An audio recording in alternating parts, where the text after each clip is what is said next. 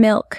You probably grab it without a second thought every single week. It sits there in your trolley without taking up much mental space, a liter or two. It costs what it costs. Done. But walk down that refrigerated aisle just a little slower, and the choice suddenly gets complicated. Full cream, light skim, A2 organic, plant-based, lactose-free, long-life, flavored, boutique farm, pasture-raised, Tory, and prices that range from under $2 a liter to close to $5 and higher depending on what you reach for. That is a massive spread for what is, at its simplest, a product that comes out of a cow, or in some cases, an oat. And when the weekly grocery shop is eating a larger chunk of the household budget than it did a few years ago, that spread deserves a proper look.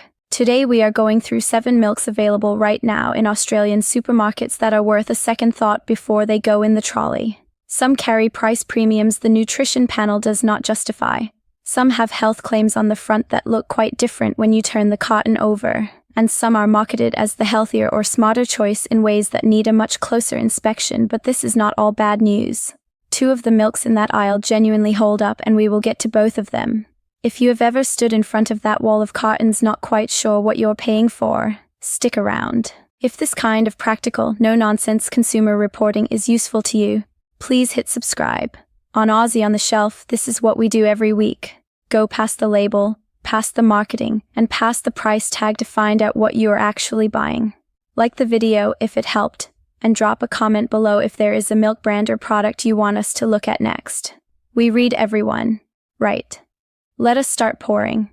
A quick word first on how we are measuring things, because the method matters. We are using 2 yardsticks for every milk we discuss today. The first is value for money, and we are looking at unit price per liter. The unit price is the single most useful number on any supermarket shelf label. It strips away the distraction of different carton sizes and lets you compare a 1-liter bottle against a 3-liter bottle against a 2-liter carton on exactly the same basis. Most major supermarkets in Australia are required to display it on the shelf label. If you are not using it already, start today. It will save you money. The second is nutritional value, and for that, the only document that counts is the nutrition information panel on the back of the carton. Under Australian food standards, every packaged food sold here must carry 1. It is a regulated table: energy, protein, fat, carbohydrate, sugar, sodium, per 100 milliliters and per serve, all set by law. The front of any carton is a sales pitch. The back is the fact sheet. If you are making buying decisions based only on what the front says, you are working from the marketing, not the product itself. With that in mind, here are 7 milks worth pausing on before they go in the trolley. Number 1. Flavored milks with high added sugar. Chocolate milk, strawberry milk, iced coffee, banana-flavored milk in the fridge cabinet. These products are often positioned as a nutritious and convenient choice, and that framing has some truth to it. They do contain the protein and calcium that come from milk, but they also contain added sugar, and that part does not always get the attention it deserves. Here is a distinction worth knowing. Milk naturally contains a sugar called lactose. That is not the concern. The concern is the sugar added during manufacturing to make the product sweet and appealing. On the nutrition information panel, the carbohydrates section has a line underneath called sugars. That figure includes both naturally occurring lactose and any added sugar. To find out how much was specifically added, check the ingredients list. Added sugar, glucose syrup, or similar names will appear there. For some single-serve flavored milk products, the total added sugar content can be surprisingly significant. The Australian Dietary Guidelines recommend limiting added sugar intake, particularly for children and young people. That does not mean a flavored milk is off limits. A treat is allowed to be a treat, but positioning these products as sports recovery drinks, as healthy everyday alternatives to plain milk, or as a better choice than water after exercise is marketing doing a lot of heavy lifting. Turn the carton over. The back tells the more complete story. Number 2. A 2 milk. A 2 milk is worth understanding properly because the company is transparent about what it is, and for some people it does make a genuine difference. Here's the background. Most standard cow's milk contains 2 forms of a protein called beta-casein, A1 and A2. The A2 milk company selects cows that produce only the A2 type, and the argument is that some people who experience digestive discomfort after drinking regular cow's milk may find A2 easier to tolerate. That claim has some support in research for people with a specific sensitivity to the A1 protein. The question for most shoppers is whether that difference is relevant to them personally, and whether the price premium makes sense for the general population. A2 milk sits at a significant premium over standard full cream, often roughly double the unit price or more, depending on where you shop and which size you pick up.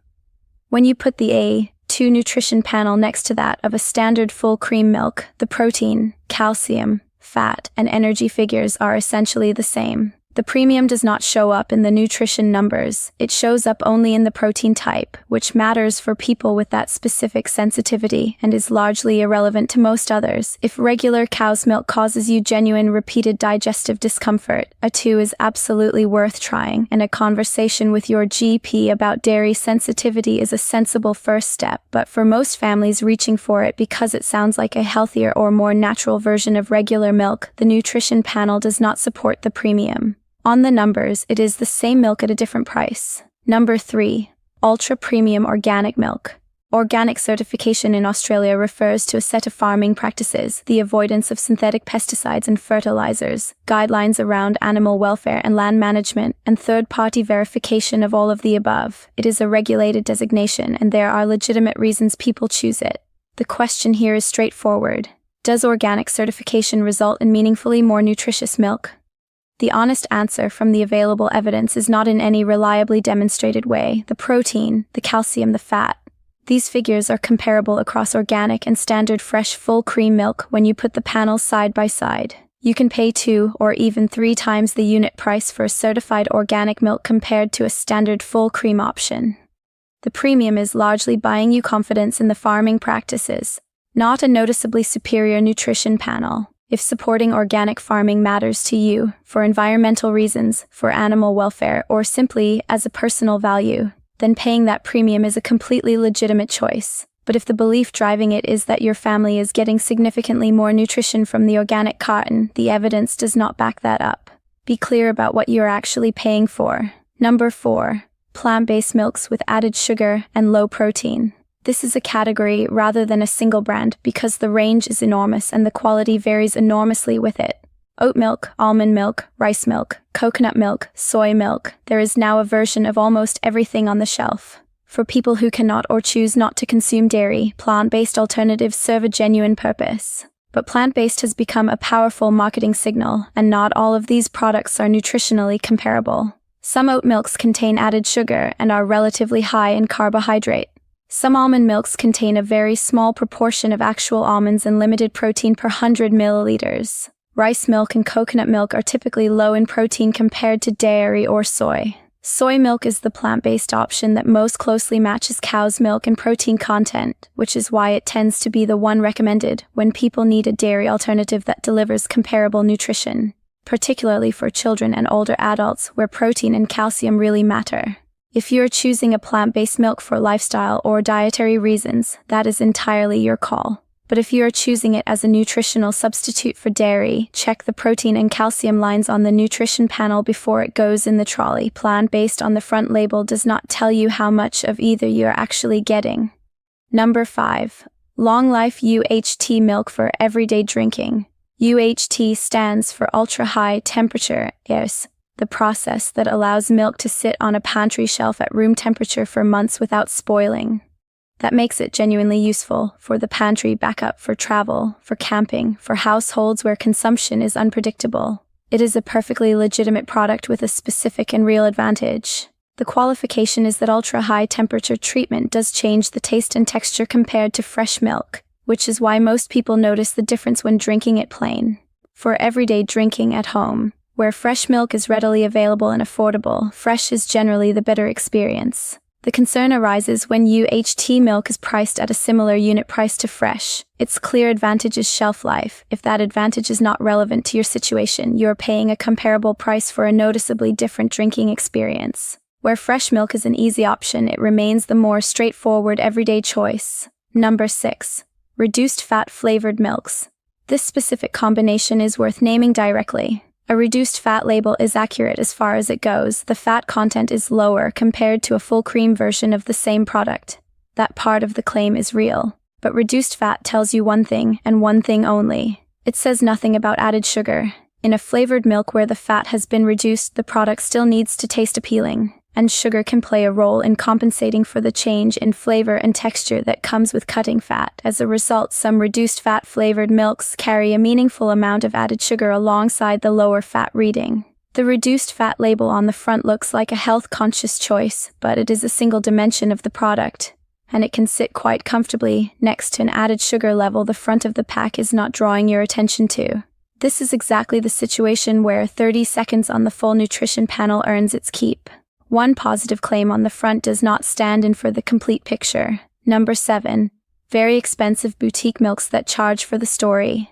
There is a growing range of premium fresh milks in glass bottles and distinctive packaging, referencing specific farms, particular breeds of cow, pasture-fed practices, or traditional methods like unhomogenized milk.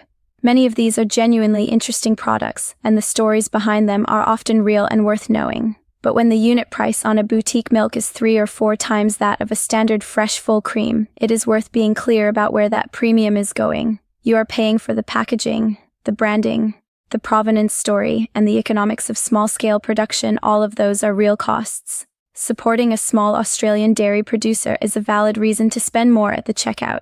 What you are not generally buying is a significantly better nutrition panel.